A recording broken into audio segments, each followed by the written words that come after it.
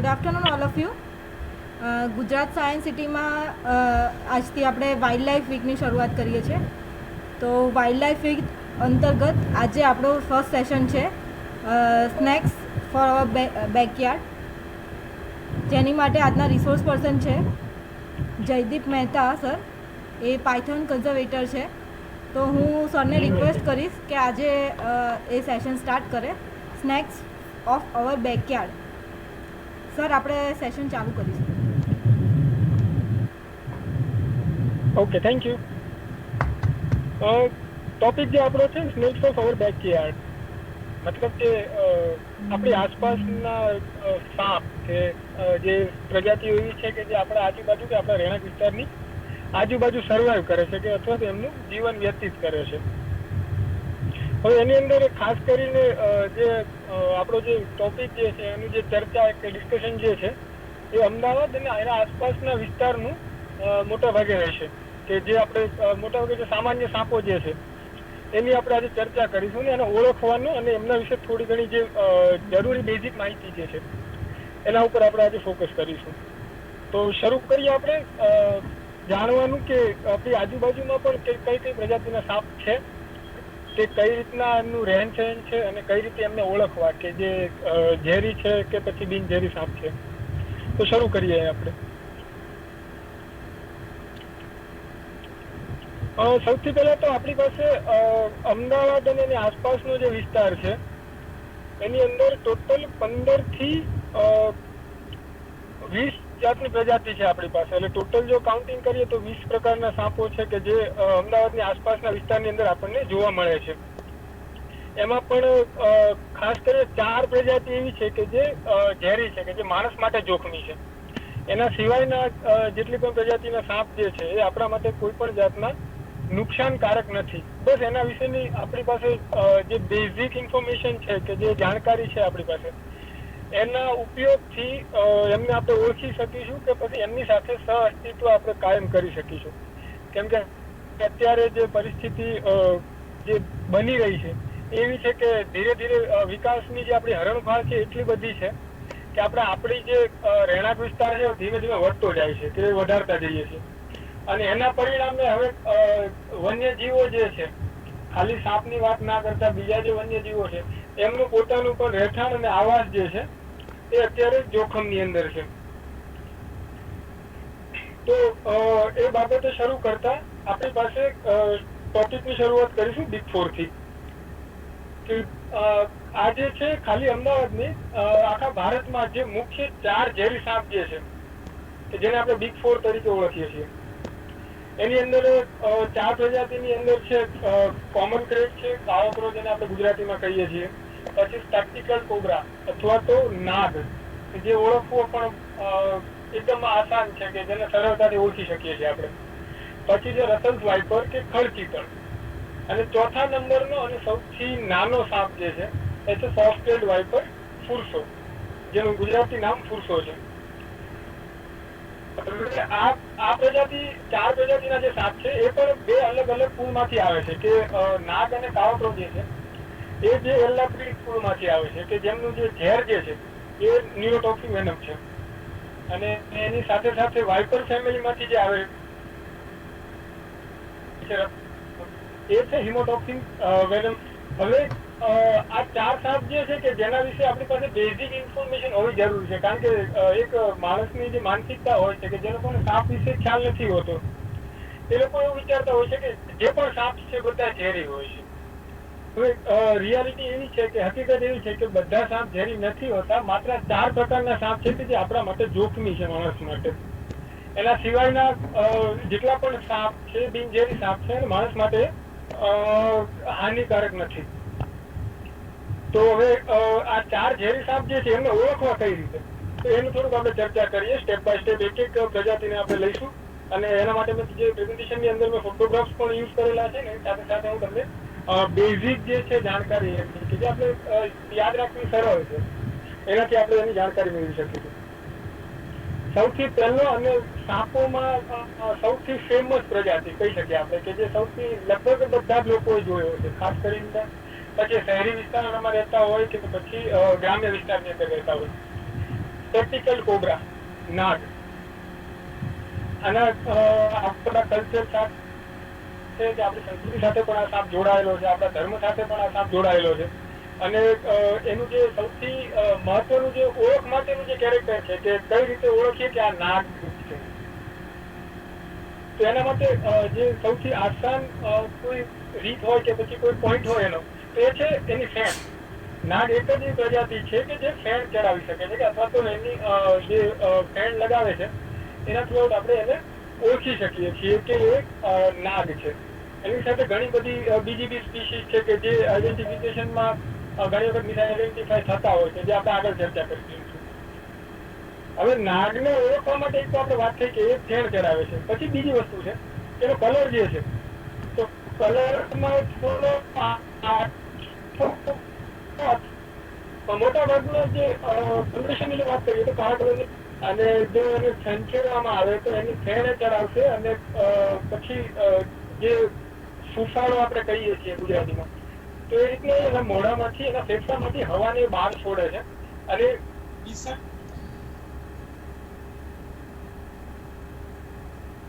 એ અવાજનું જે છે એના માટેનું મેકેનિઝમ છે કે એના કે છે કે ભાઈ મારા તમારા માટે જ્યારે પણ ભય કરવામાં આવે છે ત્યારે ફેણ એની ચડાવે છે. ફેણ ચડે છે કઈ રીતે? તો નાગનો જે ગળાનો જે ભાગ છે જે ચામડી જે છે એ વધારાની ચામડીને હવા ભરી અને ફૂલાવે છે અને એ દ્વારા એ ત્યાંથી ફેણ ચડાવી શકે. નાગ જે ઝેરી સાપ છે અને ભારતના જે ઝેરી સાપ છે એમાં આપણા ગુજરાત સામાન્ય દરેક જગ્યાએ.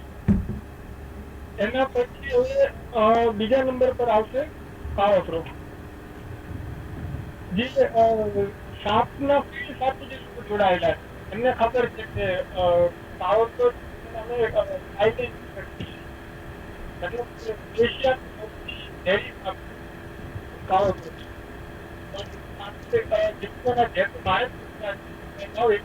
શાંત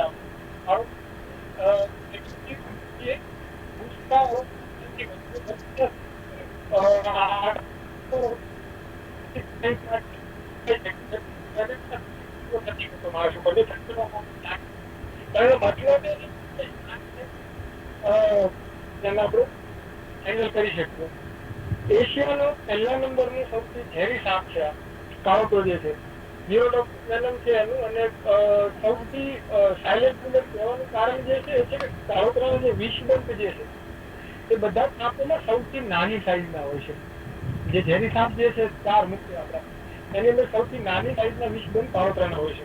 તો ઘણી વખત એવું બનતું હોય છે કે વિક્ટીમ જે છે કે જે સર્પદંશનો જે દર્દી છે એને જયારે કાળોતરા દંશ દીધો હોય કે પછી બચવું ભર્યું હોય તો ઘણી વખત એને ખ્યાલ પણ નથી રહેતો અને વ્યક્તિની ડેથ થઈ જાય છે.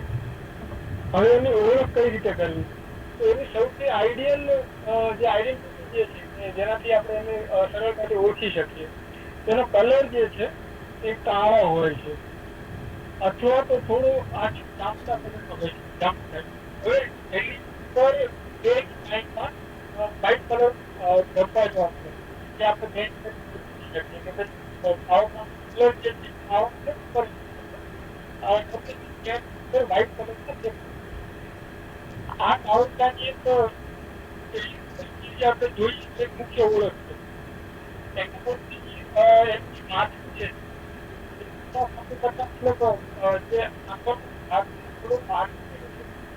અને બને ત્યારે પણ અનુભવે ત્યારે મોજું છે એના શરીર અને એના બોડી આખી કરી દે છે. તો આપણે પોતાની હવે પછી છે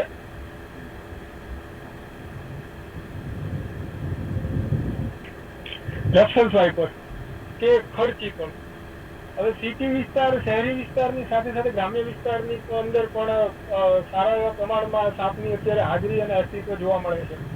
અને એનું જે રહેણાંક વિસ્તાર જે છે તો એની અંદર જો વાત કરીએ કે એનો હેબિટાટ કેવો છે, તો આ સાપ મોટા ભાગે જે વિસ્તારની અંદર હવાવાળું જગ્યાઓ હશે ત્યાં અને એની સાથે સાથે અવાવરૂ જગ્યાઓની સાથે સાથે ખેતર વિસ્તાર જે છે કે જ્યાં ખાસ કરીને અમદાવાદની વાત કરીએ આપણે, તો અમદાવાદની અંદર મોટા ભાગે ડાંગરની ખેતી આપણે થાય છે કે જે રાઈસનું જે ફાર્મિંગ જે થાય છે આપણે, તો એની અંદર રસલ વાઇપરનો જે હેબિટાટ જે પ્રમાણે આઈડિયલ હેબિટાટ છે કે ત્યાં આગળ એને ખોરાકની સાથે સાથે એનો જે જરૂરી વાતાવરણ છે એ પણ ત્યાં મળી રહે છે.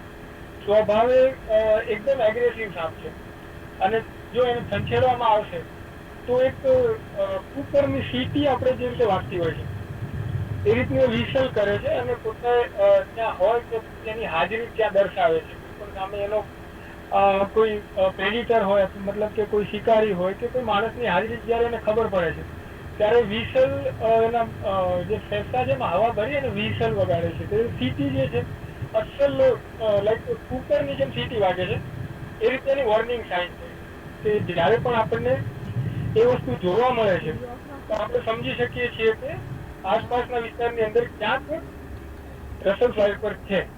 હવે એની સાથે સાથે જો એના ઝેરની વાત કરીએ આપણે તો હિમોટોક્સિક વેનમ છે એનું કે જે માણસને રસલ વાઇપરની દંશ થાય છે તો એ જગ્યાએ વ્યક્તિને એના ઝેરની અસર શું થાય શરીર ઉપર. જેમ ન્યુરોટોક્સિક આપણે વાત કરી કે ભાઈ કોબ્રા અને ક્રેટની અંદર જે વેનમ છે તો એ છે માણસના ચેતાતંત્ર ઉપર અસર કરે છે અને ચેતાતંત્ર ઉપર અસર થવાના લીધે વ્યક્તિને પેરાલિસિસ અને એના જે માઇન્ડ પાવર જે છે એના ઉપર સીધી ઇફેક્ટ થશે અને એના લીધે વ્યક્તિની ડેથ થાય છે જો સમયસર સારવાર ના મળે તો.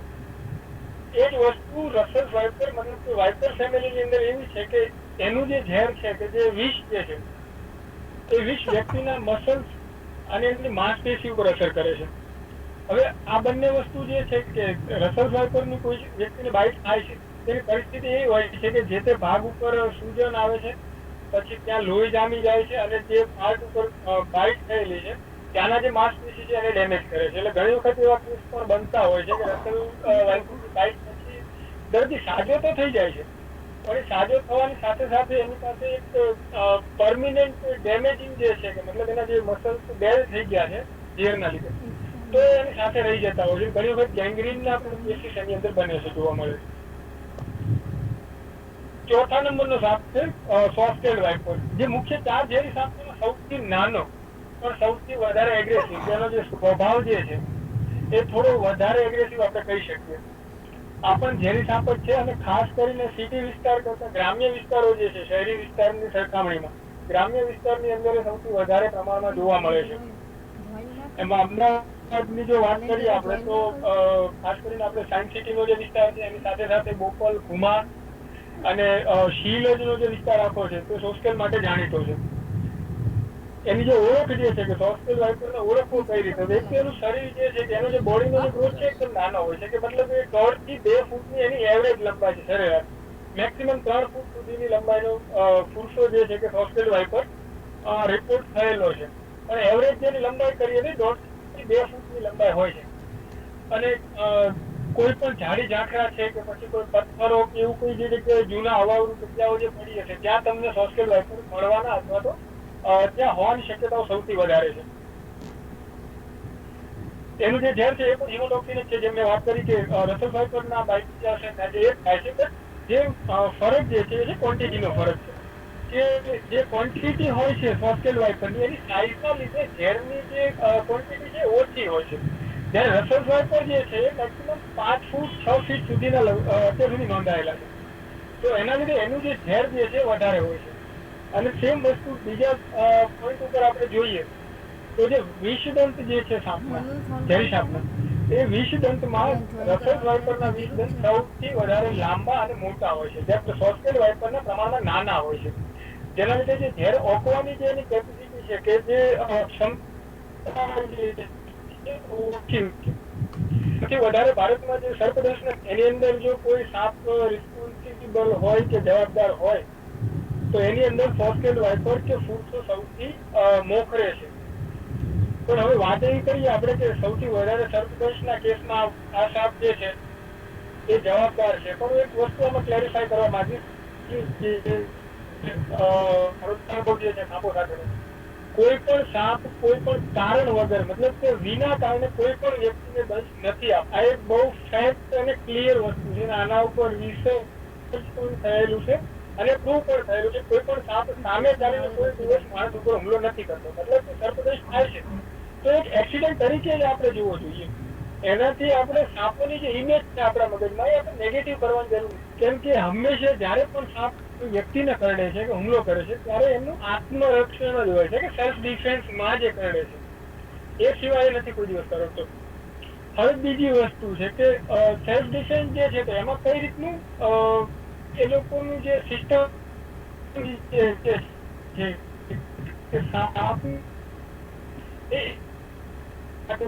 એના શિકારને આપે છે ને પછી એના ઝેરની અસરના લીધે એમનું શિકાર મૃત્યુ પામે છે અને પછી એને આખે આખો સ્વેલો કરી જાય છે અથવા તો બળી જાય છે. હવે જે ઝેર જે છે ને એક જાતનું સાપ માટે પાંચક રસ જ છે.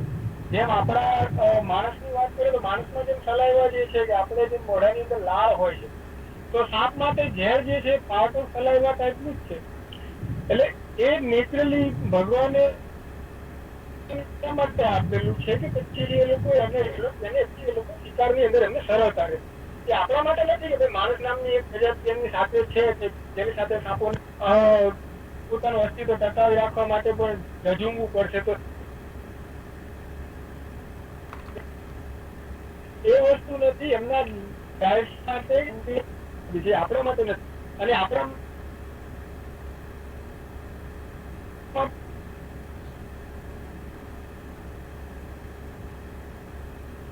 હોઈએ છીએ ત્યારે લોકો છે એમના ઘરની અંદર સાપ લીધો એમને સમજાવતા હોઈએ છીએ કે તમે સફાઈ રાખો, આજુબાજુમાં જે અવાવરું જગ્યા ઉપર જે વસ્તુઓ પડી છે એને હલાવતા રહો અથવા તો પછી એક જગ્યાએથી બીજી જગ્યાએ ટ્રાન્સફર કરતા રહો. આ વાત છે આપણે બિગ ફોર ની કે જે મુખ્ય 4 ઝેરી સાપ છે. હવે આની પછી જેટલા પણ સાપની પ્રજાતિ આપણી પાસે જે જોવા મળે છે તો બધા જ સાપો જે છે ઝેરી છે કે માણસ માટે એકદમ બિન હાનિકારક છે. પણ એક વાસ્તવિકતા છે, કડવી વાસ્તવિકતા છે કે સૌથી વધારે ગેરમાન્યતાઓનો શિકાર જો કોઈ એનિમલ બનતું હોય કે કોઈ પ્રાણી બનતું હોય તો એ છે સરીસૃપો. અને સરીસૃપોમાં પણ ખાસ કરીને સાપ. કે સાપ વિશેની આપણા લોકમાનસની અંદર કે પછી લોકોની અંદર એટલા બધા ભ્રમ છે, એટલા બધા ગેરમાન્યતાઓ એમની પાસે લોકોમાં છે કે દરેક સાપ જે છે એને એ લોકો પોતાના દુશ્મન તરીકે જ ઓળખે છે. તો પણ હવે સ્થાનિક ફોરેસ્ટ ડિપાર્ટમેન્ટ પછી લોકલ એનજીઓ અને બીજા જે મિત્રો પોતાનો સમય કિંમતી સમય એમાં આપે અને અવેરનેસ અને એજ્યુકેશન કે અવેરનેસ લાવવાનું જે કામ કરે છે ત્યારે અત્યારનું જે પરિણામ જે છે કે થોડુંક ઘણા ખરા અંશે પોઝિટિવ આપણને દેખાય છે કે અત્યારે લોકો આપને મારવાનું ઓછું છે, કેસીસ ઓછા બનતા હોય છે અને મોટા ભાગે લોકો સ્થાનિક ફોરેસ્ટ ડિપાર્ટમેન્ટનો સંપર્ક કરતા હોય છે અથવા તો પછી જે સ્નેક રેસ્ક્યુનું કે સાપ પકડવા માટેનું જે કોઈ એનજીઓ કામ કરતી હોય છે તો સ્વયંસેવી સંસ્થાઓને લોકો જાણ કરતા હોય છે. આ અવેરનેસનું જ પરિણામ છે અને હજી પણ આપણે એના બાબતમાં ભવિષ્યમાં કામ કરતા જ રહેવું પડશે. હવે આપણે વાત કરીએ બિનઝેરી સાપની કે કેટલી પ્રજાતિ છે આપણી પાસે કે જે બિનઝેરી સાપ છે એ કયા વિસ્તારની અંદર કઈ જગ્યાએ રહેતા હોય છે. બ્રાહ્મીની વર્મ સ્નેક, અંધ સાપ અથવા તો બ્લાઇન્ડ સ્નેક.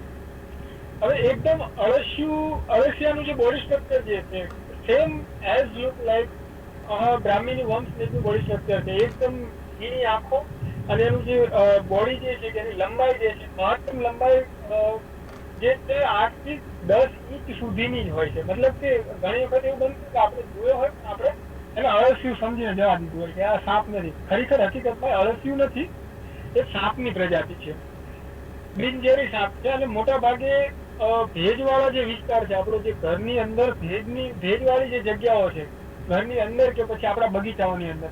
અને હું એટલું કહી શકું છું કે જેટલા પણ લોકો ગાર્ડનિંગ જે લોકોનો શોખ છે તો આ એક પ્રજાતિ એવી છે કે જે દરેક જગ્યાએ અસ્તિત્વમાં છે અથવા તો એની હાજરી છે, બસ એ જલ્દીથી નજરમાં નથી આવતી. એના પછી છે કોમન સેન્ડ બોઆ એટલે કે ભંફોડી, ગુજરાતી નામ છે એનું. એની સાથે ઘણા વિસ્તારની અંદર ગુજરાતમાં ધૂણી પણ કહે છે, પછી દરબોઈ પણ કહે છે કે ઉત્તર ગુજરાત અને કચ્છનો જે વિસ્તાર છે ત્યાં ધૂણી અને દરબોઈના નામથી ઓળખે છે. હવે આ સાપ જે છે એ ઘણી વખત લોકોની અંદર એક માન્યતા એવી છે કે અને આ એક માન્યતા એવી છે કે જે હું શેર કરું છું તમારી સાથે આખા ગુજરાતની અંદર છે. દરેક જગ્યાએ આ માન્યતા એવી છે કે લાઈક ભંફોડી જે છે એટલો ઝેરી સાપ છે કે જો એ બટકું ભરે માણસને કે દંશ દે તો માણસ પાણી પણ નથી માંગતો અને માણસનું મોત થઈ જાય છે. આ એક ભ્રાંતિ છે, એનાથી વિશેષ કંઈ જ નથી. હકીકત એવી છે કે એકદમ બિનઝેરી સાપ છે અને જો એને તમે સંકેલશો ને તો એની આપણા માટે એનું કોઈ પણ જાતનું જોખમ એનાથી છે નહીં આપણને. એ જે રસ્તે જતો હોય તો બેટર છે કે એના રસ્તે પાછો મોકલી દઈએ. અને બીજી વસ્તુ એ છે કે આની સાથે ઘણી વખત લોકો મિસઆઇડેન્ટિફિકેશનમાં પણ ઘણી વખત ભૂલો થતી હોય છે. કારણ કે જેમ આગળ વાત કરી આપણે ખડચિતરની, તો એ સાપ એવો છે કે જે ભંફોડી સાથે મેચ થાય છે, દેખાવની અંદર અસર એવો જ લાગે. પછી એક બીજી સાપની પ્રજાતિ છે અજગર, ઇન્ડિયન રોક પાયથન. હવે પાયથનના બેબી જે છે કે બચ્ચા જે છે જયારે નાના હોય છે ત્યારે એ વિસ્તાર મતલબ જયારે એડલ્ટ કોમન સેન્સ બોઆ હોય છે અને અજગરનું જે નાનું બચ્ચું છે બંનેની લંબાઈ અને કલર એક સરખો જ લાગે છે. એટલે જે લોકોને અનુભવ નથી ફિલ્ડનો કે પછી જેમને સાપ વિશે પૂરતી માહિતી નથી હોતી એ લોકો એના લીધે પણ ઘણી વખત ભૂલ કરી જતા હોય છે કે આ અજગર છે કે ભંફોડી છે કે પછી રસલ વાઇપર છે. એકદમ બિનહાનિકારક સાપ છે. એને ઓળખવા માટે એનું જે બોડીનું જે સ્ટ્રક્ચર છે તો આંખો જે છે ત્રિકોણ આકારમાં એનું માથું છે થોડું અને આંખો એકદમ ઝીણી હોય છે, રાઈના દાણા જેવી. એના બોડીના પેટર્ન જે છે તો એની અંદર બે કલર મુખ્ય જોવા મળે છે. એક તો થોડો ડલ બ્લેક અને એની ઉપર ઝિગઝેગ પેટર્ન હોય છે અને સાથે સાથે ઓરેન્જ કલરની અંદર પણ એ જોવા મળે છે કે ઓરેન્જ અથવા તો ડીમ યેલોઇશ સાથે ઝિગઝેગ પેટર્ન, જે ખાસ કરીને કચ્છ અને ઉત્તર ગુજરાતનો જે વિસ્તાર જે છે ત્યાં જોવા મળતો હોય છે. એની સાથે સાથે જે બીજી એની ઓળખ છે કે એની જે પૂંછડીનો જે ભાગ છે એકદમ ખરબચડો હોય છે કે એકદમ નિશ્ચિત આપણે કહીએ કે સોફ્ટ તેલ નથી હોતી પૂંછ જે છે સાપની, તો એનાથી પણ ઓળખાઈ શકે છે. મહત્તમ લંબાઈ અત્યાર સુધીમાં એની 3 થી 3.5 ફૂટ સુધીની મળેલી છે અને એવરેજ લંબાઈ જે છે તમને એની 2 ફૂટ થી 2.5 ફૂટ સુધીની મળશે. અને રહેવાનો જે રહેણાંક વિસ્તાર છે જેમ વાત કરી સાપોને જે છે કે જે જગ્યાએ વધારે મુવમેન્ટ હોતી નથી લોકોની, એની સાથે સાથે જે જગ્યાએ કચરો ભેગો થતો હોય કે પછી આપણે ઘણી વખત સ્ટોર રૂમ્સ આપણે બનાવતા હોઈએ છીએ કે ગાર્ડનની અંદર બધી વસ્તુઓ કે લાઈક લાકડા છે, પથ્થરો છે, આ બધી વસ્તુઓ છે કે સાપોને આકર્ષે છે. તો એના લીધે એ આસપાસના વિસ્તારમાં જોવા મળી જાય છે. એકદમ બિનઝેરી સાપ છે અને બિનહાનિકારક સાપ છે. રેડ સેન બોઆ, આંધળી ચાકરણ અથવા તો આના ઘણા બધા નામ છે કે ડબલ એન્જિન તરીકે પણ ઓળખે છે કે લોકોની અંદર એક એવી માન્યતા છે આ સાપ માટે કે આ સાપને 2 મોઢા હોય છે. હવે કોમન સેન્સ બોઆનું એક ઇવોલ્યુશન જે છે કે ઉત્ક્રાંતિમાં જે લોકોને સમજ પડતી હોય કે ઉત્ક્રાંતિ વાત શું છે કે જેમાં મતલબ જે તે ટાઈમે જે તે પરિસ્થિતિ પ્રમાણે ત્યાં ટકી રહેવા માટે જે અનુકૂલન આપણે જે સાધીએ છીએ કે મતલબ જે એડજસ્ટમેન્ટ આપણે કરીએ છીએ એવી રીતે આ જે સાપ છે ઇવોલ્યુશનનું એક સૌથી સારામાં સારું એક્ઝામ્પલ છે. જેમ મેં તમને વાત કરી કે એવી માન્યતા છે કે આંધળી ચાકરણ જે છે 2 મોઢા હોય છે, એના બંને સાઈડ મોઢા હોય છે કે 6 મહિના એક મોઢાથી ચાલે, 6 મહિના બીજા મોઢાથી ચાલે. આ એક તદ્દન ખોટી માન્યતા છે. હકીકત એવી છે કે એ સાપને જે ડેવલપ કરેલું છે જે પોતાના આત્મરક્ષણ માટે કે સ્વરક્ષણ માટે, તો એને પૂંછડીનો જે ભાગ છે તો એનો એક જે સ્વભાવ જે છે કે જયારે પણ સેલ્ફ ડિફેન્સમાં હોય છે કે જયારે ખતરો મહેસૂસ થાય છે કે ભાઈ જોખમ જેવું લાગે છે ત્યારે શું કરે છે કે એનું જે મોઢું જે છે એ નીચે દબાવી અને એનું આખું શરીર જે છે એ બોડી એનું એના ઉપર મોઢાની ફરતી બાજુએ કોઇલ કરી દે છે અને એનો જે પૂંછડીનો ભાગ છે ઉપર રાખે છે. હવે પૂંછડીનો જે છેવાડાનો જે ભાગ છે રેડ સેન બોઆનો એ એકદમ બરછટ અને એકદમ મજબૂત હોય છે કે મતલબ ત્યાં આગળ મોટા ભાગના તેલ ઉપર જ જોવા મળે કારણ કે એના બિહેવિયરની અંદર જે વસ્તુ જયારે પણ સેલ્ફ ડિફેન્સની જરૂર પડે ત્યારે સાપ એની પૂંછડીને આગળ કરી દે છે, જેથી કરી કરી એનો શિકારી છે તો એ પણ મોઢું સમજી અને પૂંછડી ઉપર હુમલો કરે છે અને ત્યાંથી એ પછી ભાગી શકે છે. અથવા તો કોઈ પણ વ્યક્તિ હોય તો આપણી એક નોર્મલ લોકોની માનસિકતા હોય છે કે ભાઈ સાપ દેખાય એટલે અમે જેટલા પણ કેસીસ જોયા હોય છે કે જેમાં લોકો સાપને મારી નાખ્યો હોય તેની અંદર લોકો સીધા જ એના મોઢા ઉપર હુમલો કરી અને મારી નાખતા હોય છે. તો આપણા માટે એક વિચારવાની વસ્તુ છે કે આ સાપને કઈ રીતે એ વસ્તુ સમજમાં આવી હશે કે લોકોની એક આદત જે છે કે જે મોનોપોલી જે છે તે સીધા સાપના મોઢા ઉપર એટેક કરે છે. એટલા માટે એની પૂંછડી જેને એ રીતે ડેવલપ કરી કે અસલ મોઢા જેવી જ લાગે. હકીકતમાં એની પૂંછડી જ છે. અને મોટા ભાગે આ સાપ જે છે જમીનની નીચે રહેવાનું પસંદ કરે છે. એટલે ખેતરોનો જે વિસ્તાર જે છે, ખાસ કરીને ફાર્મિંગ એરિયા જે છે, એગ્રીકલ્ચર લેન્ડ, ત્યાં મુખ્યત્વે જોવા મળી જાય છે. કલરમાં રેડ જોવાને ઓળખવું એકદમ આસાન છે કે ચીકણી કલર મોટા ભાગે એનો હોય છે, અથવા થોડો રેડિશ કલર હોય છે, અને એકદમ બિનહાનિકારક અને નિરુપદ્રવી સાપ છે. મતલબ કોઈ વ્યક્તિ એવું કહેતું હોય કે મને આંધળી જાતને દંશ દીધો કે બાઇટ કરી, એ વસ્તુ કદાચ માની એ બહુ અઘરી વસ્તુ. તમે વિચારી શકો છો કે એનો સ્વભાવ કેટલો શાંત હશે. કોઈ દિવસ જો લે જેવું બને છે કે હુમલો કરતો કોઈના ઉપર, અને એકદમ શાંત અને એકદમ લેઝી સાપ છે. સાપોમાં સૌથી વધારે ગેરમાન્યતાઓનો શિકાર બનેલી જાત એટલે અજગર.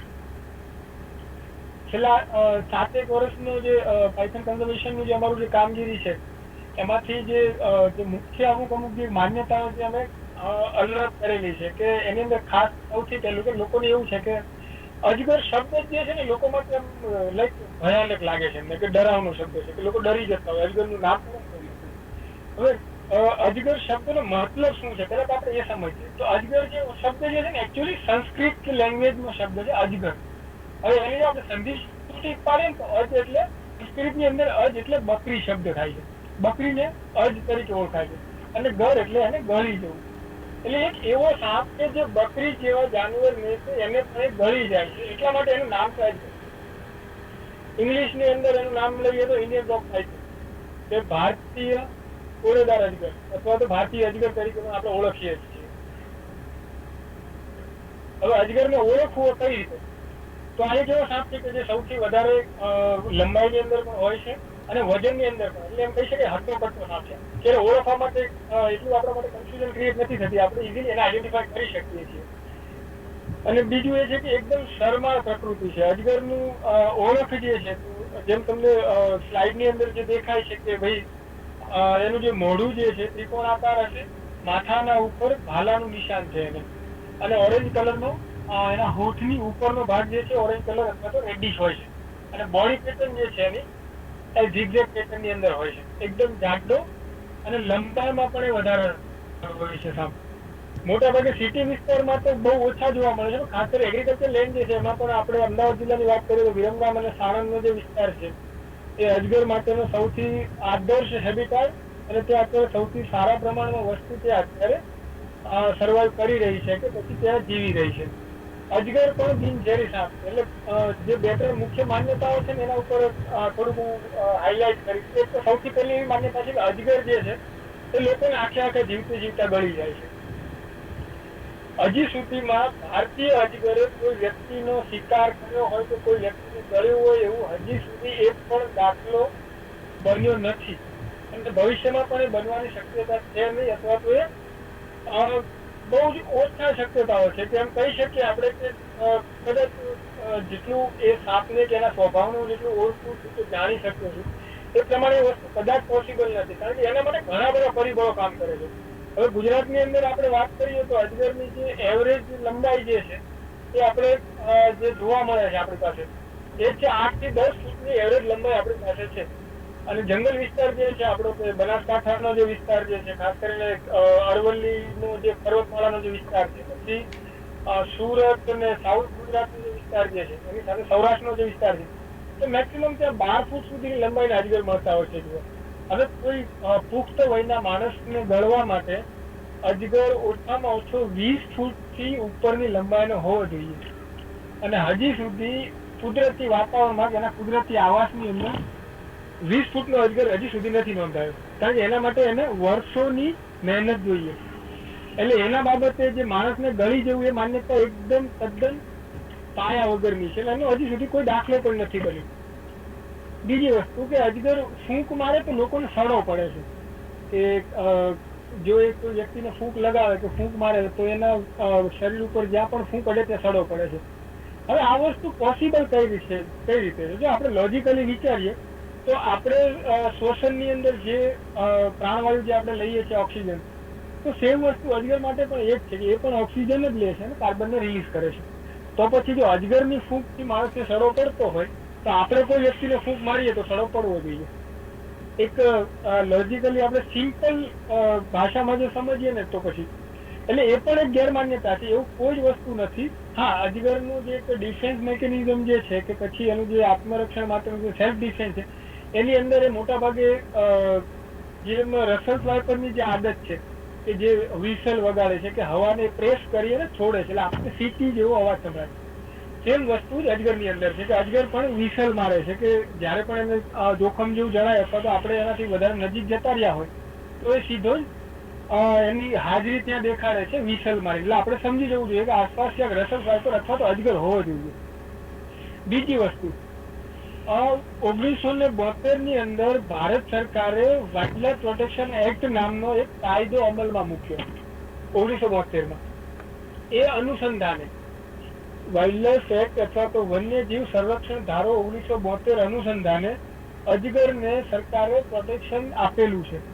મતલબ કે એને તમારે હેરાન કરવું, એને જંગલ ખાતાની ફોરેસ્ટ ડિપાર્ટમેન્ટની પરમિશન વગર એને પકડવું કે પછી એના બાબતનું કોઈ પણ જાતનું કે એને મારવું કે હેરાન કરવું કે કંઈ પણ, તો એ જે છે નોન બેલેબલ ક્રાઇમ છે. એ બિનજામીન પાત્ર ગુનો છે. જ્યારે પણ રેસ્ક્યુ માટે પણ તમારે સ્થાનિક ફોરેસ્ટ ડિપાર્ટમેન્ટને જાણ કરવી જરૂરી છે અને એમની હાજરીમાં જે કામગીરી થવી જોઈએ. આ રેસ્ક્યુઅર્સ માટે પણ એક બહુ જરૂરી વાત છે કે ઘણી વખત એવું થતું હોય કે એક તો આનો જે સ્વભાવ જે છે એટલો શર્મા છે કે અજગર જલ્દી લોકોની નજરમાં નથી આવતો.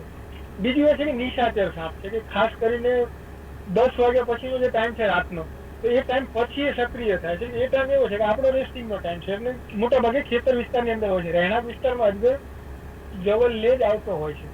એટલે એની સાથેનું આપણું જે ભેગું થવાનું કે પછી એ શક્યતાઓ બહુ ઓછી છે કે આપણે અજગરની સાથે આમનો સામનો થાય આપણો. જો એવી પરિસ્થિતિ થાય તો શું કરવું? સૌથી પહેલા તો કોઈ પણ સાપ હોય, અજગર હોય કે કોઈ પણ સાપ હોય, પહેલા તો એ કઈ પરિસ્થિતિમાં છે, કઈ જગ્યાએ છે, આપણે જોવો, જાણો, સમજો. એ પછી હવે ખેતરની અંદર તો આપણને સાપ દેખાતો હોય તો પછી ત્યાંથી એને પકડી અને બીજી જગ્યાએ છોડવો એ કરતા વધારે યોગ્ય અને સુવ્યવસ્થિત એ વસ્તુ છે કે એને એના રસ્તે પાછો આપણે મોકલી દેવો.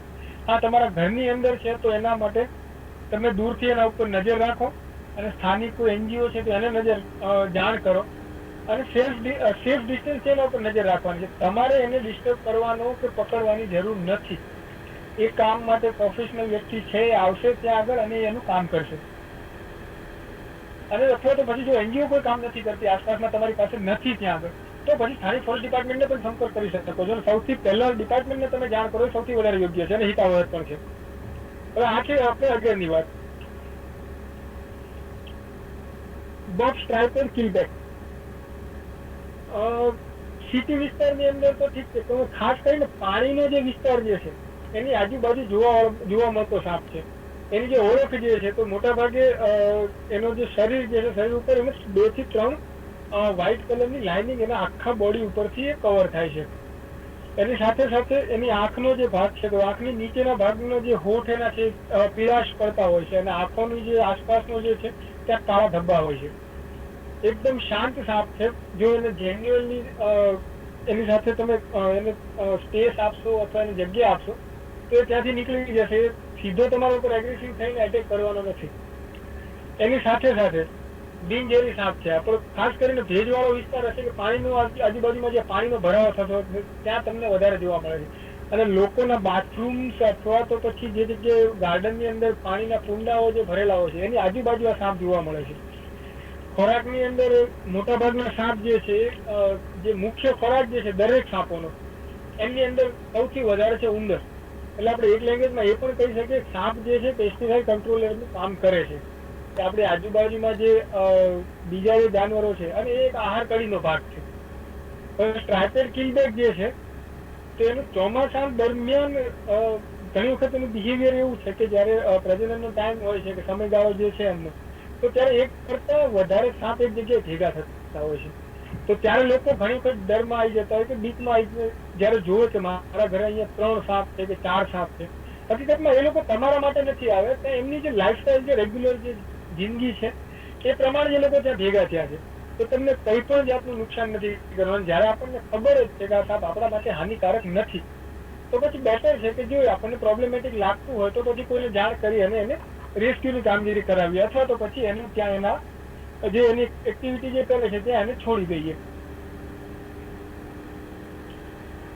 ચેકર કીલબેક, પાણીનું ડેંડું. આ એક પ્રજાતિ એવી છે જે એનું લાઈફનો મોટા ભાગનો સમય જે છે ને પાણીની અંદર વ્યતીત કરે છે. અને જે સ્નેક રેસ્ક્યુઅર મિત્રો જે છે, સ્નેક રેસ્ક્યુઅર મિત્રો, એ લોકોને ખ્યાલ હશે કે કીલબેક જે છે, કીલબેક પ્રજાતિ જે છે એની જે અમુક જે આદતો જે છે, મતલબ કે એક તો સૌથી પહેલું કે એનો સ્વભાવ છે એ એકદમ એગ્રેસિવ છે. કે જ્યારે પણ કોઈ રેસ્ક્યુઅર મિત્રો એના માટે હેન્ડલ કરવા માટે રેસ્ક્યુ કરવા જતા હોય છે ત્યારે રેગ્યુલર એનો સ્વભાવ પ્રમાણે એગ્રેશનમાં જ હોય છે હંમેશા. અને જેમ મેં વાત કરી કે જેમ નાગ ફેણ ચલાવે છે કે ફેણ ફૂલાવે છે, એ રીતે આ સાપને પણ ઘણી વખત નાગની જેમ મિમિક્રી કરતા જોવા મળેલો છે. એટલે એમ કહી શકાય કે સાપ પણ મિમિક્રી આર્ટિસ્ટો છે, કે એને ખ્યાલ છે કે નાગ જે છે ઝેરી છે, લોકોને પણ ખબર છે, એટલે એનાથી સેફ ડિસ્ટન્સ રાખે છે. એટલે એ પણ એવી રીતે ફેર ચડાવવાની અથવા તો એની જે એનું ફન જે છે એને ફૂલાવવાની ટ્રાય કરે છે. એવી રીતે એનો દેખાવ કરતો હોય છે કે હું પણ નાગ છું. હકીકતમાં એ ચેકર છે કે અથવા તો કીલબેક છે. એકદમ બિનઝેરી સાપ છે. મીઠા પાણીની અંદર રહેતા જેટલા પણ સાપ છે બધા સાપ બિનઝેરી હોય છે. સ્વભાવની જે વાત કરી એગ્રેશન છે તો એની સાથે સાથે જે એનું જે બોડી સ્ટ્રક્ચર જે છે એ પણ એકદમ મજબૂત હોય છે અને એકદમ સારો સ્વિમર છે આ સાપ જે છે, કારણ કે એની જે મોટાભાગની લાઈફ છે પાણીમાં વ્યતીત કરતો હોય છે. હવે એની ઓળખ કઈ રીતની કરવી, તો ચેકર્ડ એટલે એની બોડીનો જે પેટર્ન છે ગ્રીનિશ અથવા યલોઇશ કલર હોય છે, અથવા તો થોડું રેડિશ ડોટની અંદર પણ એ સાપ જોવા મળતો હોય છે. અને એના ઉપર એકદમ પાતળી બ્લેક કલરની લાઇનિંગોની ઝિગઝેગ પેટર્ન હોય છે, જે ચેક આપણે જે કહીએ, અને એના નામ ઉપરથી જ એનું ચેકર્ડ નામ પડ્યું. અને કીલબેક એટલે એના ઉપરના જે ઢીંગડા જે છે શરીરના એ થોડા શાર્પ હોય છે. જ્યારે પણ એને આપણે જોઈએ તો ત્યારે ખ્યાલ આવે કે એકદમ શાર્પમાં હોય છે. અને એ વસ્તુ જે છે મેઇનલી તો એના લીધે એનું નામ છે કીલબેક. એટલે ચેકર્ડ એટલે જે ઝિગઝેગ પેટર્ન જે છે એ ચેકર્ડની છે, એન્ડ સ્કેલ જે છે એટલા શાર્પ છે એટલે એને કીલબેક કહેવાય છે.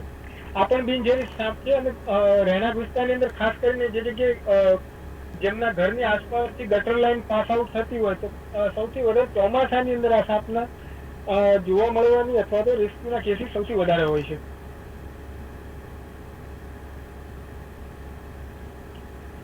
બેન્ડેડ રેસર અથવા તો ઘઉંલો.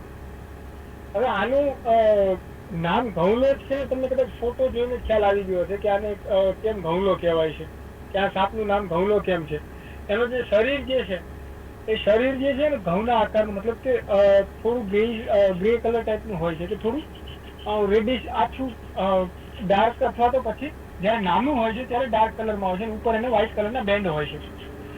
એકદમ બિનઝેરી સાપ છે, પણ આ પણ સ્વભાવ તે જ છે કે એગ્રેસિવ છે. સિટી વિસ્તારની અંદર જંગલ લેજ જોવા મળે છે, પણ ખાસ કરીને એગ્રીકલ્ચર લેન્ડ જે છે, આપણો ગ્રામ્ય વિસ્તારો જે છે ત્યાં જોવા મળતો સાપ છે.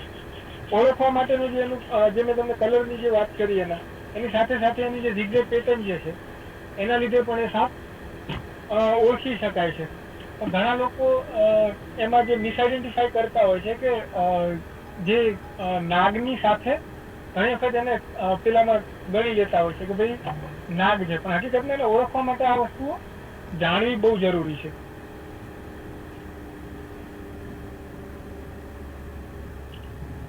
કોમન કેટ સ્નેક અથવા તો બિલ્લી સાપ. હવે આનું નામ બિલ્લી સાપ કઈ રીતે પડ્યું હશે? એક તો સૌથી પહેલા તો જે દરેક સાપોના જે નામકરણ જે કરેલા છે ને એમાં એની ખાસિયતો આવડી લીધી છે. કે જેમ આનું આપણે ઉદાહરણ લઈએ તો કોમન કેટ સ્નેક છે, તો કેટ સ્નેક કેમ કહેવાય છે, કે બિલ્લી સાપ કેમ કહેવાય છે? એની પાસે કઈ કઈ ખાસિયત હોવી જોઈએ કે જ્યારે તેને બિલ્લી સાપ કહેવાતો છે. હવે આ સાપની જે આંખો જે છે એ આંખો જે છે બિલાડીની આંખો સાથે થોડી મળતી આવે છે, અને એ કારણ છે કે એને બિલ્લી સાપ કહેવાય છે. આંશિક ઝેરી છે, મતલબ કે ઝેરી છે પણ માણસ માટે જોખમી નથી. એનો જે શિકાર જે છે, એનો જે ખોરાક છે એના માટે એ જોખમી છે. સાથે સાથે ઝાડ ઉપર ચડવામાં અને જે મેદાની વિસ્તાર જે છે એની અંદર સૌથી સારા પ્રમાણમાં સાપ મળતો હોય છે, અને નિશાચર સાપ છે, એટલે કે રાત્રે સક્રિય હોય છે. પછી એનો જે બોડી સ્ટ્રક્ચર જે છે એકદમ સ્લેન્ડર બોડી છે, એનું શરીર જે છે એકદમ પાતળું અને મજબૂત બાંધો હોય છે. પૂંછડીનો જે ભાગ છે એકદમ લાંબી પૂંછડી હોય છે એની, અને છેલ્લે એ પૂરી થાય છે. માથાનો જે ભાગ છે એના ધડથી અલગ પડે છે, અને યલોઈશ અથવા તો થોડો ડાર્ક કલરની અંદર એ જોવા મળતો હોય છે. અને સેમ વસ્તુ છે કે એના ઉપર પણ એની ઝિગઝેગ પેટર્ન હોય છે. અને ઘણી વખત ઘણા રેસ્ક્યુઅર મિત્રો જે ઝેરી સાપ આપણે આગળ જોયો સોફ્ટવેર વાઇપર, એમાં અને કોમન કેચ સ્નેક ની અંદર ઓળખવામાં ભૂલ થઈ જતા હોય છે, આપ થતા હોય છે. અને એ જે છે ઘણી વખત તકલીફમાં મૂકવા વાળી વસ્તુ બને છે કે અથવા તો સાબિત થાય છે. હવે એનું મેઇન જે કી કેરેક્ટર છે કે આ કેચ સ્નેક છે કે સોફ્ટવેર વાઇપર છે, એ સ્લાઇડ ની અંદર જે માથાનો જે ભાગ મેં તમને શો કર્યો છે, તો એનાથી આપણે ઓળખી શકીએ છીએ કે આ કેચ સ્નેક છે કે સોફ્ટવેર વાઇપર છે. કેમ કે કેચ સ્નેક જે છે એને વી શેપ હોય છે, અને સોફ્ટવેર વાઇપર છે એને ભાલાનું જે અણી આવે છે, આપણે તીરની અણી જે હોય કહીએ આપણે એરોનું માર્કિંગ હોય છે માથા ઉપર, એ સોફ્ટવેર વાઇપર છે. બીજું સોફ્ટવેર વાઇપરનું જે બોડી સ્ટ્રક્ચર જે છે એવું છે કે એની પૂંછડીનો જે ભાગ છે એ અચાનક પૂરો થઈ જાય છે, એટલે કે એકદમ શોર્ટ ટેલ હોય છે. જ્યારે કેટ સ્નેક જે છે, કેટ સ્નેકની પૂંછડી એકદમ લાંબી છતાં છેલ્લે પછી પૂરી થાય છે, એટલે કે એકદમ લાંબી અને પાતળી હોય છે. આ બે એના મેઇન કી કેરેક્ટર છે. ત્રીજી વસ્તુ છે કેટ સ્નેકની જે લંબાઈ જે છે એ 3 થી લઈ અને 5 ફૂટ સુધીની જોવા મળે છે, કે ઘણી વખત એવું પણ બને છે કે 5 ફૂટથી પણ વધારે હોય છે. મોટા ભાગે રાત્રે સક્રિય હોય છે, અને પક્ષીઓના જે ઈંડા હોય માળાની અંદર એનો પણ શિકાર કરતો અથવા તો ખોરાકનો ઉપયોગ કરતા જોવા મળેલો છે. એની સાથે સાથે ખાસ કરીને ઉંદર જે છે, દરેક સાપોનો મુખ્ય ખોરાકની અંદર હિસ્સો છે જે ઉંદર જે છે. અને ઉંદરના લીધે જે આપણા મતલબ માણસો માટે જે નુકસાન જે છે એ ખેડૂતો સૌથી વધારે સમજી શકવાના છે કે ઉંદર એમના પાકની અંદર કેટલું નુકસાન કરતા હોય છે. તો આ વાત થઈ કેટ સ્નેકની, જે ઝેરી છે પણ માણસ માટે ઝેરી નથી, એના શિકાર પૂરતો ઝેરી છે. એના માટે એક વર્ડ જે છે અમારી જે સાયન્ટિફિક લેંગ્વેજમાં જો કહીએ તો રેર ફેંગેડ સ્નેક કહેવાય છે. મતલબ કે એના જે વિષ છે પાછળની સાઈડ હોય છે, એટલે એના શિકારને જ્યારે પણ પકડે છે ત્યારે જસ્ટ ઝેરી સાપ જે છે શિકારને પકડશે, એ દંશ આપશે ને છોડી દેશે. જ્યારે બિલ્લી સાપ જે છે એના માટે એને દંશ આપીને છોડી દેવો એ જસ્ટ શક્ય નથી, કારણ કે એનાથી એના કોઈ જ અસર થવાની નથી એના શિકારને. એટલે એને પકડી અને ચાવવો પડે છે, કારણ કે ઝેરના જે દાંત છે પાછળની સાઈડ હોય છે. એટલા માટે હંમેશા જયારે પણ શિકારને પકડે ત્યારે પકડી રાખે છે અને ચાવતો હોય છે, ત્યાર પછી એને અસર થાય છે. પણ માણસ માટે જોખમી નથી.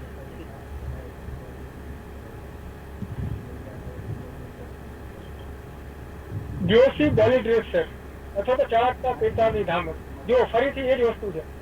જે સાપનું નામ છે ને એ જ એની ખાસિયત છે, કે એની ખાસિયતના લીધે જ એનું એક નામ મળે છે. ચળકતા પેટાની ધામર કેમ કહેવાય છે? આ સાપ એવો છે કે જેના નીચેનો જે ભાગ છે, જેનો જે વેન્ટ્રલ વ્યૂ જે છે એ થોડો લાઇટ કલરમાં દેખાઈ આવે આપણને, તો એટલા માટે જ એને કહીએ છીએ કે ચળકતા પેટાની ધામર. અમદાવાદની અંદર વર્ષ 2016 અને 17 ની અંદર આની હાજરી નોંધાઈ હતી. એ પછી છૂટાછવાયા વિસ્તારની અંદર ક્યારેક જોવા મળેલો છે, પણ એકદમ દુર્લભ પ્રજાતિનો સાપ છે, કે બહુ ઓછો જોવા મળે છે. અને એના માટે ઘણા બધા કારણો જવાબદાર છે, કે લોકો મિસઆઇડેન્ટિફિકેશનના લીધે એને મારી નાખતા હોય છે, કે પછી એનો હેબિટાટ લોસ જે છે એ પણ એના માટે જવાબદાર છે.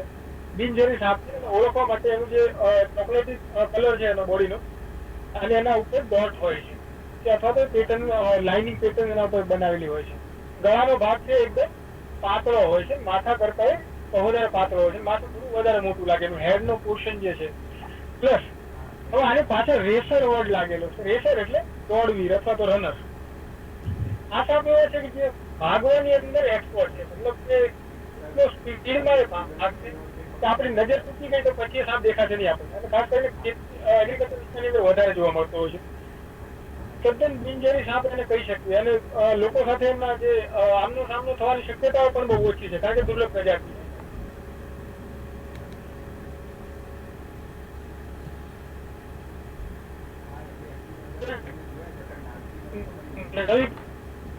વોલેટનો જે વર્ષ 2016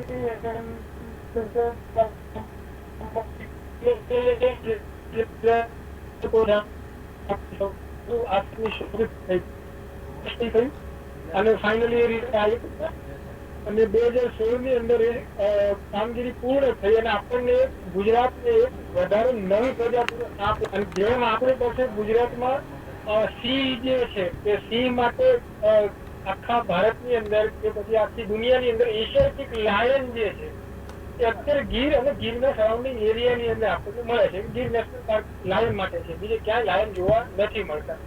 જે વસ્તુ આજની તારીખ આ સાપ માટે પણ લાગુ પડે છે. આ સાપ એક એવી પ્રજાતિ છે કે માત્ર ને માત્ર ગુજરાતમાં જ જોવા મળે છે. ગુજરાત સિવાય ગુજરાત બહાર ક્યાંય પણ આ સાપની હજી સુધી હાજરી નોંધાયેલ છે નહીં. તદ્દન બિનઝેરી સાપ છે ને ખાસ કરીને અત્યાર સુધીમાં સૌથી ઓછી માહિતી હોય જો કોઈ સાપની તો આ સાપની છે કે જે વધારાની એની કઈ રીતની એની લાઈફસ્ટાઈલ છે કે પછી કઈ રીતની એનું જીવન વ્યતીત કરે છે કે એનું જે વર્તન જે છે એ બધું હજી મતલબ એટલું આપણી પાસે સંતોષકારક માહિતી હજી એની છે નહીં. તો અત્યાર સુધીમાં જે અમારો જે કામગીરીનો જે એક્સપિરિયન્સ છે કે જે ડેટા જે આ કામ રિલેટેડ છે કે જે ઇન્ફોર્મેશન જે કલેક્ટ કરવામાં અમે સફળ રહ્યા છીએ તે ઉપરથી હું કહી શકું છું કે ખાસ કરીને પાણીની આસપાસનો જે વિસ્તાર છે કે વોટર બોડીઝ જે છે એની આસપાસ સૌથી વધારે આ સાપની હાજરી નોંધાયેલી છે. કે જે વિસ્તારો ખાસ કરીને નળ સરોવર અને આસપાસનો વિસ્તાર છે અથવા વિરમગામ સાણંદનો જે વિસ્તાર છે ત્યાં જેટલી વોટર બોડીઝ છે એની આજુબાજુમાં સાપની હાજરી વધારે નોંધાયેલી છે. પછી અમદાવાદની વાત કરીએ તો અમદાવાદની બાજુમાં આપણે સ્થળ પક્ષી અભયારણ્ય છે એ વિસ્તારની અંદર પણ આ સાપની હાજરી નોંધાયેલી છે. એટલે મોટા ભાગે પાણીની આજુબાજુ રહેવાનું પસંદ કરે છે. સ્વભાવ એકદમ શાંત પ્રકૃતિ છે અને જવલ્લે જ એગ્રેશન અથવા તો ગુસ્સેલ સ્વભાવ એનો દેખાડે છે. બાકી બને ત્યાં સુધી એ લોકોથી દૂર રહેવાનું જ પસંદ કરતો હોય છે અને તદ્દન બિનઝેરી અને બિનહાનિકારક સાપ છે. તામ્રપીઠ અથવા તો bronze back tree snake. Again પાછળ એની પાછળ ટ્રી સ્નેક આવે છે એટલે આપણે સમજી શકીએ કે આ મોટા ભાગની એની લાઈફ જે છે ઝાડ ઉપર વ્યતીત કરતો છે અથવા તો આ ઝાડ ઉપર રહેવા વાળો સાપ. એનો મતલબ એવો નથી કે ઝાડ ઉપર જ રહે છે, નીચે પણ આવે છે, જમીન ઉપર પણ, અને ઘણી વખત ખોરાક શિકાર કરતો પણ જોવા મળેલો છે. હવે બ્રોન્ઝ બેક કેમ કહેવાય છે અથવા તામ્રપીઠ કેમ કહેવાય છે? તો શરીરનો ઉપરનો ભાગ છે ને તાંબાના કલરનો હોય છે, એના લીધે એનું નામ તામ્રપીઠ પડ્યું છે. એકદમ બિનઝેરી સાપ છે અને ઝાડ ઉપર એટલું સરળતાથી અને કુશળતાથી સંતાઈ શકે છે કે ઘણી વખત આપણે એવું કહીએ કે જે અનુભવી લોકો જે છે આ ફિલ્ડના કે સાપ સાથે જે ઘણા વર્ષોથી કામ કરે છે એ લોકો ઓળખી શકે કે ભાઈ આ ઝાડ ઉપર બ્રોન્ઝ બેક છે અથવા તો એ બેઠે. બાકી જે લોકોને ખ્યાલ નહીં આવે એ લોકોને એવું જ લાગશે કે જયારે પણ આ એની પોઝિશનમાં બેઠો હોય છે ઝાડ ઉપર ત્યારે આપણને લાકડાની સૂકી ડાળી જ દેખાશે. એટલે પરફેક્ટલી વાતાવરણની અંદર એડજસ્ટ થઈ જાય છે કે એને ઓળખવું કે શોધવો બહુ જ અઘરો હોય છે. અમદાવાદમાં ખાસ કરીને સિટી વિસ્તારમાં જે બોપલનો વિસ્તાર છે, પછી શિલકનો જે આજુબાજુનો વિસ્તાર છે, ઇવન સાયન્સ સિટીના વિસ્તારમાં બી ખાસ કરી અને સાયન્સ સિટીનું જે પ્રિમાઇસીસ જે છે એ વિસ્તારની અંદર બ્રોન્ઝ બેકની બહુ સારી પ્રમાણમાં સંખ્યા નોંધાયેલી છે કે જે અત્યાર સુધી મેં નોંધ કરેલી છે ત્યાં આગળ. એટલે સિટીની અંદર છૂટાછવાયા વિસ્તારમાં મળે છે અને એના સાથે સાથે ગ્રામ્ય વિસ્તારમાં પણ ક્યાંક અમુક જે પર્ટિક્યુલર એરિયા ત્યાં આગળ જોવા મળે છે. તદ્દન બિનઝેરી સાપ છે. મોટા ભાગનો જે એનો ખોરાક જે છે એની અંદર દેડકા અને પક્ષીઓના ઈંડા અને બીજા પક્ષીઓનો શિકાર તરીકે ઉપયોગ કરે છે.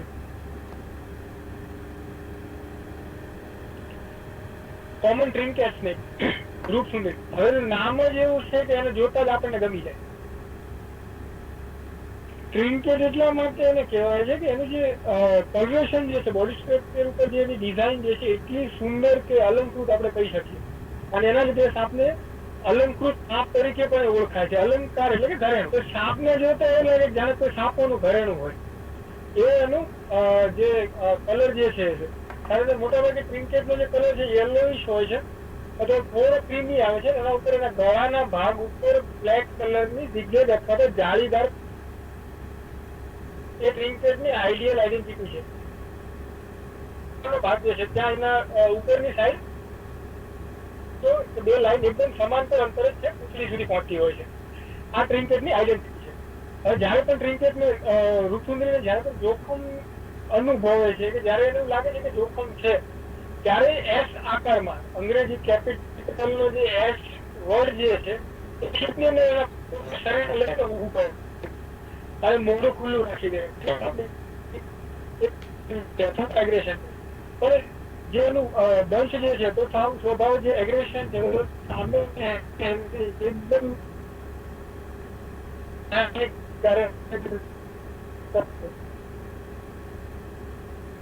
ક્ષેત્ર વિસ્તારની અંદર કોઈ સારી એવી સંખ્યામાં મળી રહે છે. કોમન વોલ્ફ સ્નેક, વરુદંતી અથવા તો ટાઈપરાઇટર. જે નામ ટાઈપરાઇટર એટલા માટે છે કે એનો વૂલ્ફની લંબાઈ હોય છે અને એકદમ પાતળું શરીર છે, પણ એનો જે સ્વભાવ છે એટલો ઉગ્ર છે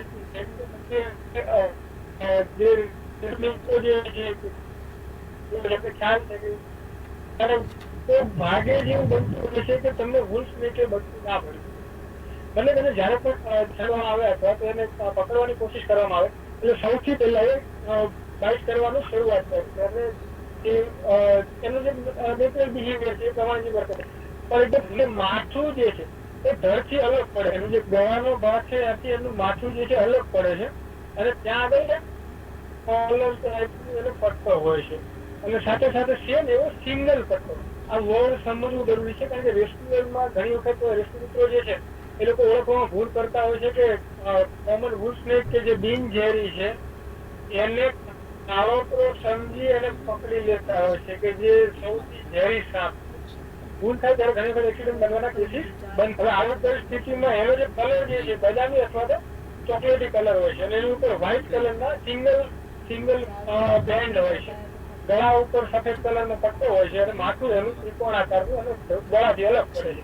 આ જ આઈડેન્ટિટી છે. બીજી વસ્તુ આ સાપની એક ખાસિયત છે કે સૌથી સારો ક્લાઇમ્બર છે કે તે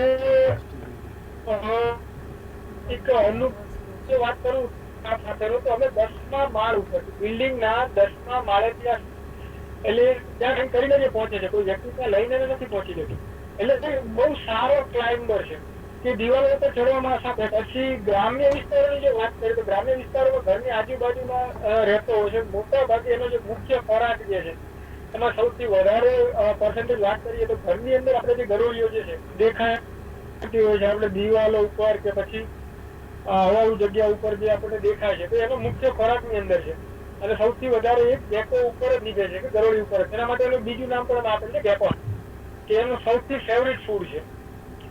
વૂલ્ફ સ્નેકની બીજી ખાસિયત એ છે કે નોક્ટર્નલ છે, કે મોટાભાગે રાતના ટાઈમે સક્રિય હોય છે. હવે ક્રેટ અને વૂલ્ફને કઈ રીતે આઈડેન્ટિફાઈ કરવા આપણે આગળની સ્લાઇડમાં જોઈશું. આ પણ બિનઝેરી સાપ છે, તદ્દન બિનહાનિકારક સાપ છે. પટ્ટી જોરબંધી જે આગળ આપણે વાત કરી કોમન વૂલ્ફ સ્નેકની, એનું કઝિન સ્પીસીસ કહી શકીએ અથવા તો સિસ્ટર સ્પીસીસ કહી શકાય કે સેમ ગ્રુપમાંથી એ બિલોંગ કરે છે, એક જ ટીમમાંથી આવે છે કે એક જ ફેમિલીમાંથી આવે છે, પણ એની પ્રજાતિ જે છે અલગ છે. હવે બેન્ડેડ વૂલ્ફ આ પટ્ટી જોરબંધી જે છે બાળ વૂલ્ફ એનું જે બોડી સ્ટ્રક્ચર જે છે એ બી સેમ વસ્તુ છે કે બ્લેકિશ અને ઉપર વ્હાઇટ કલરના સિંગલ પટ્ટા હોય છે, પણ એનું અંતર જે છે વધારે હોય છે અને માથાનો જે ભાગ છે કોમન વૂલ્ફ કરતા આનો એકદમ નેરો હોય છે, ગળાથી એકદમ સમાંતર હોય છે માથું એનું, એટલે એના થ્રુ આઉટ આપણે એને ઓળખી શકીએ કે આ પટ્ટી વરુદંતી છે. આ પણ બિનઝેરી સાપ છે, સિટી વિસ્તાર અને આપણા હ્યુમન રેસિડેન્સની અંદર ઘણી વખત જોવા મળી જતો હોય છે, તો ઘર કરતા આ બગીચા અને ગાર્ડનની અંદર વધારે જોવા મળેલો છે. સેમ એના ખોરાકની વાત કરીએ તો એ જ વસ્તુ છે કે વૂલ્ફ સ્નેક જેટલા પણ છે મોટા ભાગે જેકો ઉપર જ કે ગરોળીઓ ઉપર જ એમનું ગુજરાન કરતા હોય છે. કુકડી અથવા તો કોમન કુકડી સ્નેક. હવે કુકડી કેમ કહેવાય? તો ગુરખા લોકો જે છે ને એમની પાસે એમનું પોતાનું આગવું હથિયાર છે, એ ખુખરી કહીએ આપણે, કે જે શાર્પ એકદમ ધારદાર હથિયાર હોય છે ખુખરી. હવે આ સાપના જે દાંત છે એની અંદર 2 દાંત જે છે એવા કુકરીના શેપમાં હોય છે અને એના લીધે એનું નામ પડ્યું છે કુકરી સ્નેક.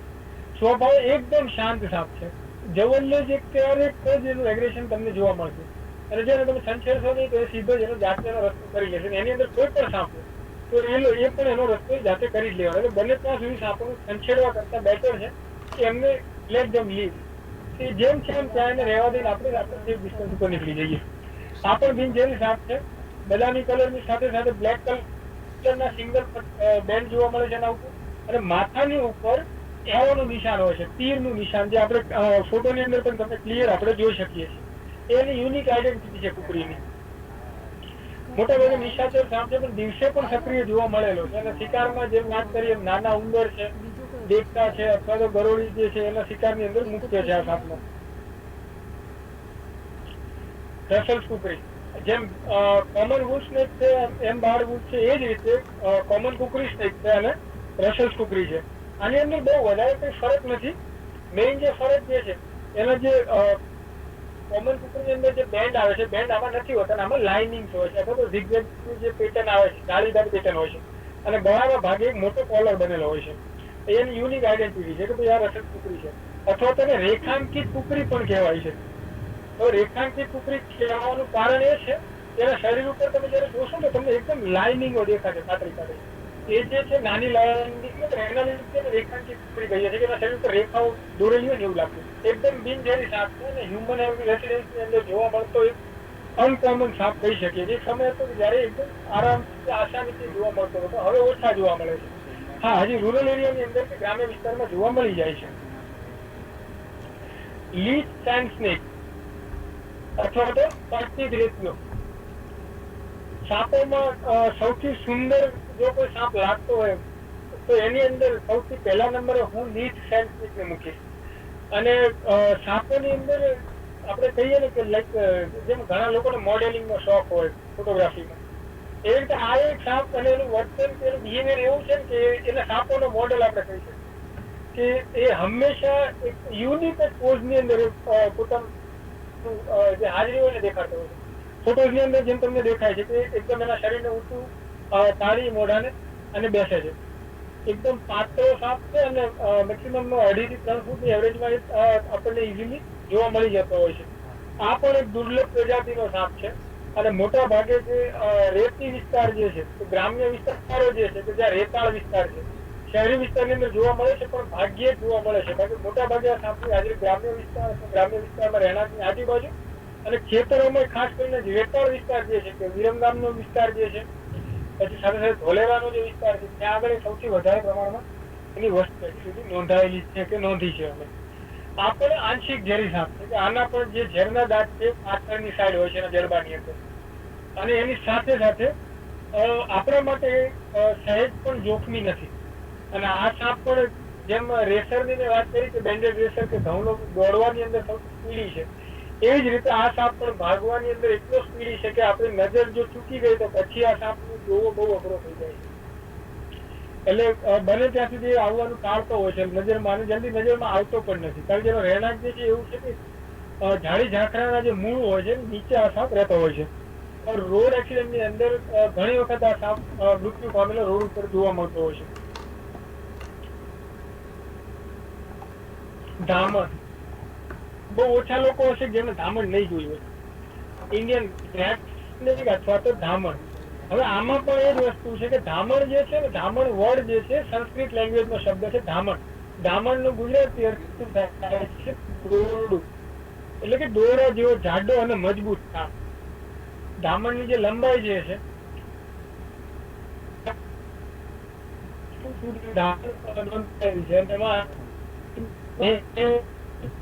મેક્સિમમ લેન્થ જે છે 6 ફૂટની છે. પણ ભાવનગર અને અમરેલીનો જે વિસ્તાર છે, આપણો સૌરાષ્ટ્ર ઝોન જે છે, ત્યાં એની લંબાઈમાં ખાસો મતલબ એની પ્રમાણમાં ખાસો વધારે જોવા મળે છે. અને ત્યાં એમનો જે બોડી ગ્રોથ જે છે એ પણ બહુ સારું પ્રમાણમાં મળે છે. અમદાવાદની અંદર જોવા મળતા સૌથી મુખ્ય અને સૌથી સામાન્ય સાપોમાંનો એક એટલે ધામણ. ચોમાસાની ઋતુમાં તમે 2 સાપને ખેતરોની અંદર કે પાણીની આસપાસ લડતા જોયા હશે. એ જે સાપ છે એ જ ધામણ છે. કે ચોમાસાની સિઝનમાં જયારે એમનો સંવનનનો સમય જયારે હોય છે પ્રજનનનો, એ ટાઈમની અંદર નર જે છે માદાને રીઝવવા માટે ફાઇટ કરતા હોય છે. અને એ ટાઈમે આપણને ઘણી વખત નજરે ચડતા હોય છે કે જોવા મળે છે. આ પણ બિનઝેરી સાપ છે અને એકદમ બિનહાનિકારક સાપ છે. હવે રેટ સ્નેક એટલા માટે એને કહેવાય છે કે એનો જે ખોરાક જે છે મોટા ભાગે ઉંદરો ઉપર આધારિત છે. એના લીધે એને રેટ સ્નેક કહીએ છીએ આપણે.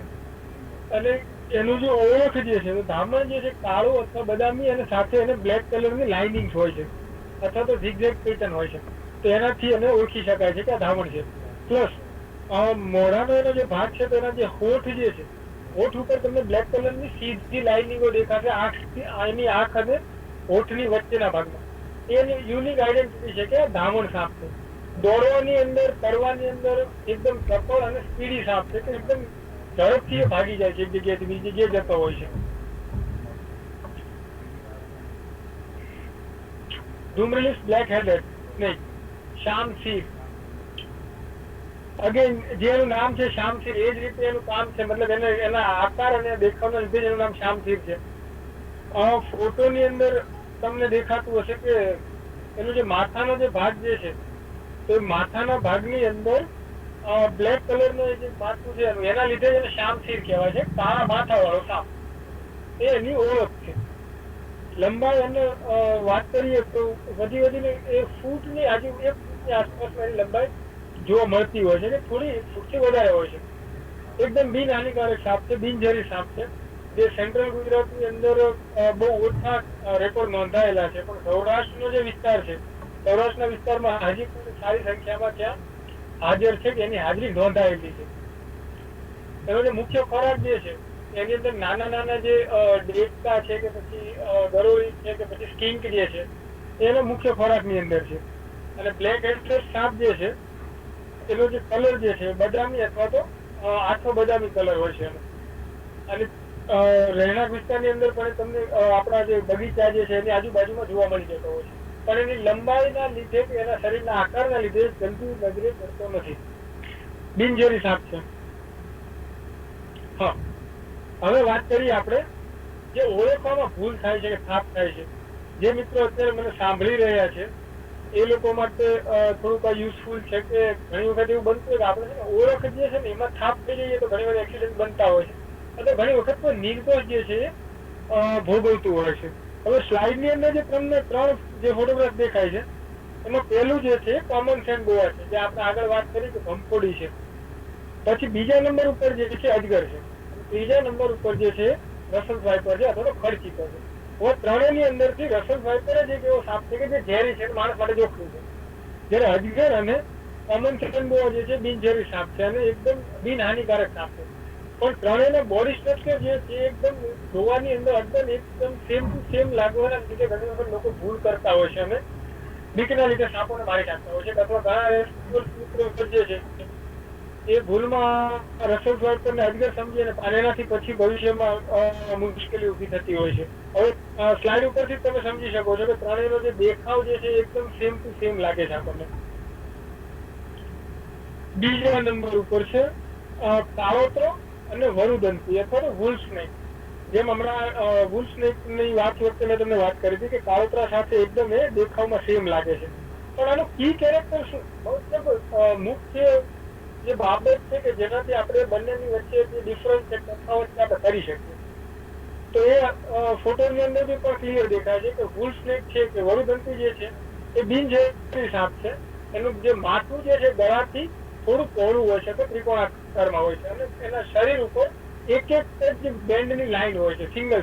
જ્યારે કાળોતરાનું જે માથું છે એ ગળાથી એકદમ સમાંતર હોય છે, એ અલગ નથી હોતું. અને સાથે સાથે એમના જે બોડી ઉપર જે લાઈન છે ડબલની હારમાં હોય છે, મતલબ બેની બોડીની અંદર લીટીઓ હોય છે, જે કેરેક્ટર છે બંનેનું અલગ પાડે છે. બંને પ્રેમ છે અને વૂલ્ફ છે.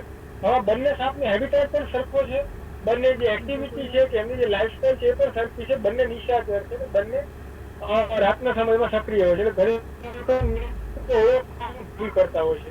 જે ના થાય એના માટે તમારે પ્રોપર આઈડેન્ટિટી કરવી બહુ જરૂરી છે. અલ્બિનિઝમ. ઘણી વખત અલ્બિનિઝમ એટલે મતલબ એક ટાઈપનું એના જીનેટિકલી જે પ્રોબ્લેમ જે છે કે જે મેલેનિન જે છે આપણું DNA એની અંદર જ્યારે પ્લસ માઇનસ થાય છે એનું લેવલ, ત્યારે કલર ચેન્જીસ આવતા હોય છે. એટલે એક ટાઈપ ડિસીઝ પણ આપણે કહી શકીએ, જે પ્રોબ્લેમ છે સાપ માટે સ્કિન ડિસીઝ બી કહી શકાય. એનો કલર વેરિએશન જ્યારે થઈ જાય છે એ જે છે બહુ દુર્લભ છે. અલ્બિનિઝમ જે છે એ પિગ્મેન્ટેશન ના લીધે થાય છે. હવે બીજી વસ્તુ કે આની અંદર ખાસ કરીને જે સાપ રાતના ટાઈમમાં સક્રિય છે ને એ સાપોની અંદર સૌથી વધારે અલ્બિનિઝમ જોવા મળે છે. મતલબ એનો જે એકચ્યુઅલ કલર હોય એનાથી તદ્દન વિરોધ કલરની અંદર કન્વર્ટ થતા હોય. હવે નાગ જે છે તો અહીંયા સ્લાઇડની અંદર તમને દેખાય છે કે સફેદ કલરનો કોબરા છે. તો પછી બાજુની સ્લાઇડની અંદર જે ક્રેટ જે છે જો એમાં પણ તમને ક્રેટની અંદર ડબલ લાઇનિંગ વિઝિબલ છે. કલર નથી એનો, બ્લેક કલર અને વ્હાઇટ છે. આ આલ્બિનોનું એક ઉદાહરણ છે. આલ્બિનિઝમ આઈડેન્ટિફાઈ કઈ રીતે કરવું? તો સાપ કે પછી કોઈ એનિમલ હોય એની આઈઝ જ્યારે પિંકીશ અથવા રેડિશ હોય ત્યારે આલ્બિનિઝમ છે. આઈઝ એનું કી છે. ભારતમાં એક વર્મી વાસ્તવિકતા છે કે આપણે અત્યારે જેટલું કોરોનાને આપણે ખતરનાક માનીએ છીએ કે જેટલું જોખમી માનીએ છીએ, સ્નેક બાઇટ અથવા સર્પદંશ એનાથી પણ વધારે છે.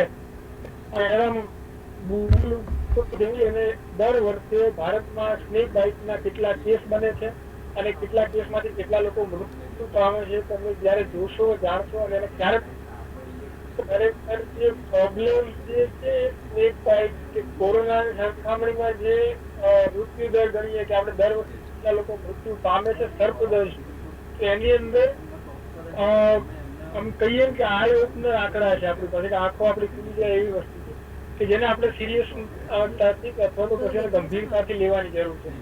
અને બાબતે અત્યારે સારી એવી કામગીરી પણ થઈ રહી છે સ્નેક બાઇટ ઇનિશિયેટિવની, જેમાં ફોરેસ્ટ ડિપાર્ટમેન્ટનો પણ એકદમ કી રોલ છે અને એમની પણ કામગીરી જે છે ખરેખર કાબિલે દાદ છે. સાથે સાથે ઘણી બધી એનજીઓ છે, પછી ઘણા જે એક્સપર્ટ લોકો જે છે એ પણ અત્યારે સ્નેક બાઇટ ઇનિશિયેટિવની અંદર સામેલ છે અને એક આખું અભિયાન ચલાવી રહ્યા છે કે જેથી મેક્સિમમ જે આંકડો જે છે આપણે મિનિમમ લેવલ સુધી લાવી શકીએ અને સર્પદંશથી લોકોના જેટલા બને એટલા ઓછા મૃત્યુ થાય.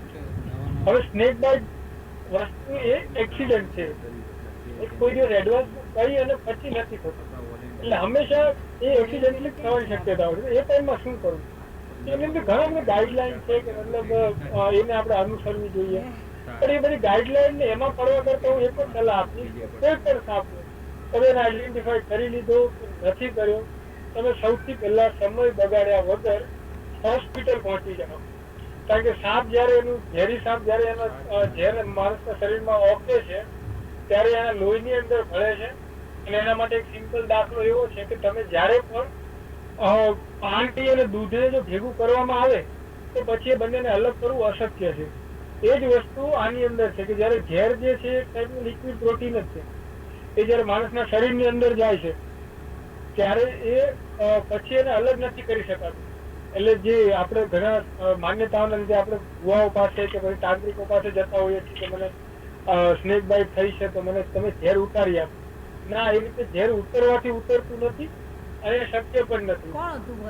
કદાચ જો કોઈને દંશ થયો અને બચી ગયો એની અંદર કેસની અંદર એવું બને કે સાપે ડ્રાય બાઇટ કરી હોય અને એના લીધે સાપ દંશથી એ વ્યક્તિ બચી ગયો હોય.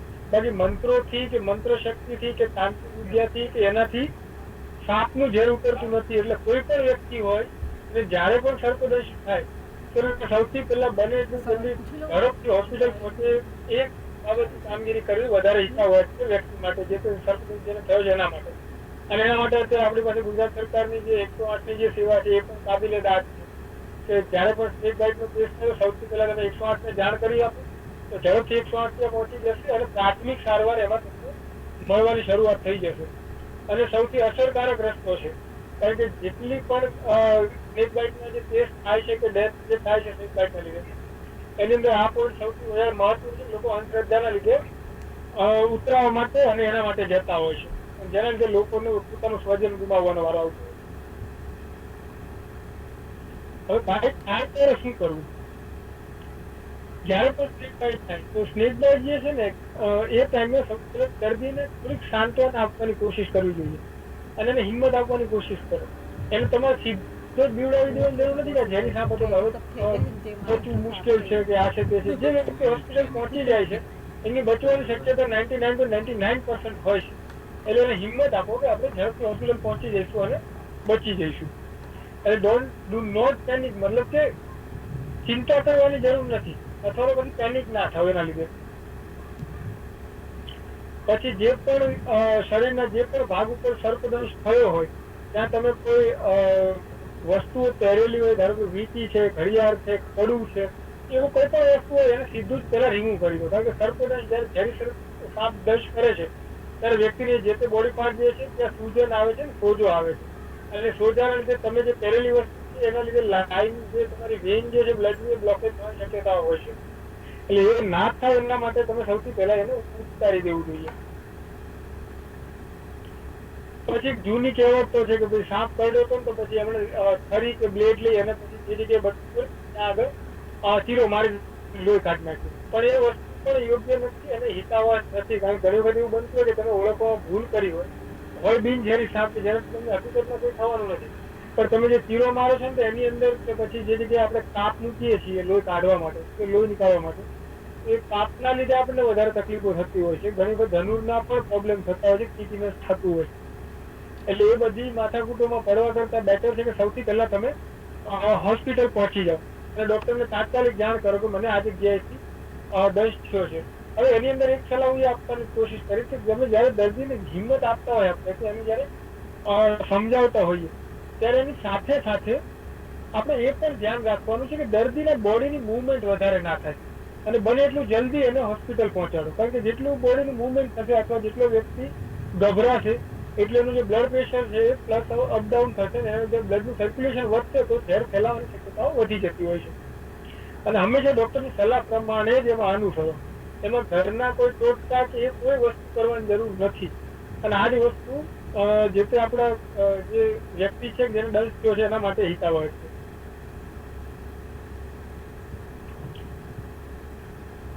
હવે પ્રેઝન્ટેશન જે છે આપણું એ અહીંયા પૂરું થાય છે.